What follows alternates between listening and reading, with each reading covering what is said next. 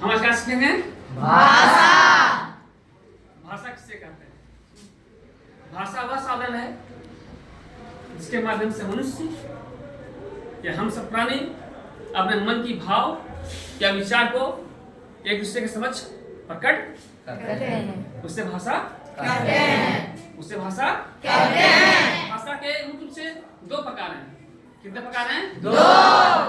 मौखिक भाषा और लिखित भाषा। मौखिक भाषा किसे कहते हैं? मौखिक भाषा भाषा का वह साधन है जिसके सहायता से मनुष्य अपने मन की भाव को या विचार को एक दूसरे के समक्ष बोलकर प्रकट करते हैं। कैसे?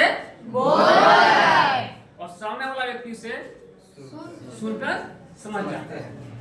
वो क्या हो गया? मौखिक भाषा। हम बोलेंगे भाषा, हम कुछ भी अपने विचार को बोलेंगे, लेकिन सामने वाला व्यक्ति जब समझेगा ही नहीं, सुनेगा ही नहीं, उसे पता ही नहीं चलेगा मेरे विषय के बारे में हम क्या बोलना चाह रहे हैं, तो भाषा नहीं होगा।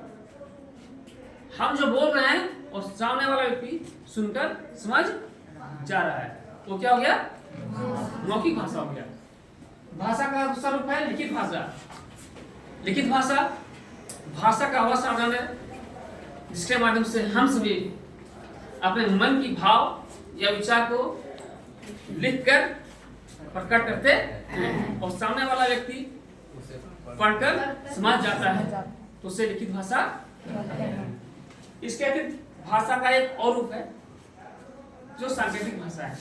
क्या है? सांकेतिक भाषा। सांकेतिक भाषा क्या होता है? सांकेतिक भाषा भाषा का वह साधन है जिसके माध्यम से हम अपने मन की विचार और मन की भाव को इशारों के माध्यम से या संकेत के माध्यम से प्रकट करते हैं। जैसे इशारा करना किसी को, उससे बुलाना है, उससे थोड़ा सा कोई कंकर वगैरह फेंक के उसको अपनी तरफ आकर्षित कर दिया कि देखो चलो खेलने जाना है, खेलने का टाइम हो गया है। घर में चुपके सब इसको ऐसे कर देते हैं, समझ गया कि मैं कुछ कहना चाह रहा है, इशारा कर दिए। और कभी ऐसा भी होता है, ये भी इशारा हो गया, ये भी संकेत हो गया, वहां जाना है, तो ये सांकेतिक भाषा हुआ है। तो समझ गए? यस। भाषा समझ गए? यस।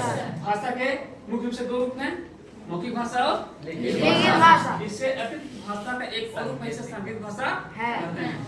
कोई दिक्कत? नो। समझ गए? यस। तो भाषा समझ गए?